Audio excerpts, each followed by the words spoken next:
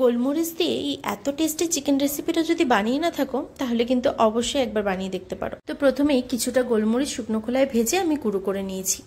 এদিকে মাংসটা ম্যারিনেট করে নেব।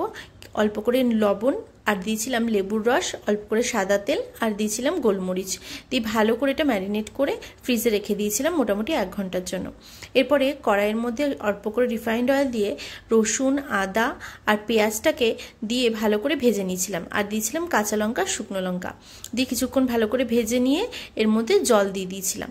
জল দিয়ে জলটা মোটামুটি একটু শুকিয়ে আসলে ওটা একটা মিহি পেস্ট করে নেব। এইদিকে আমি প্রথমে কিছুটা পরিমাণে বেরেস্তা ভেজে নিলাম, তারপরে কিছুটা কাজু ভেজে ওই তেলের মধ্যে দিয়ে দিলাম অল্প করে বাটার, আর ফোড়নে দিলাম একটা তেজপাতা আর গোটা গরম মশলা। এবার মাংসটা দিয়ে ভালো করে নাড়াচাড়া করে নেব। এদিকে এখানে জলটাও টেনে এসছে। এবার একটা মিক্সার জারে সব কিছু দিয়ে দিলাম কাজুটা আর এরপরে টক দই দিয়ে এটা একটা মিহি পেস্ট করে নিলাম। এদিকে মাংসটার মধ্যে যখন জল ছেড়ে আসবে তখন 1 চামচ জিরের গুঁড়ো, 2 চামচ ধনের গুঁড়ো দিয়ে ভালো করে কষিয়ে নিয়ে যে বাটা মশলাটা করে রেখেছিলাম সেটা এর মধ্যে দিয়ে দিলাম। দিয়ে ভালো করে এটাকে কষিয়ে নেব যতক্ষণ না তেল ছেড়ে আসে।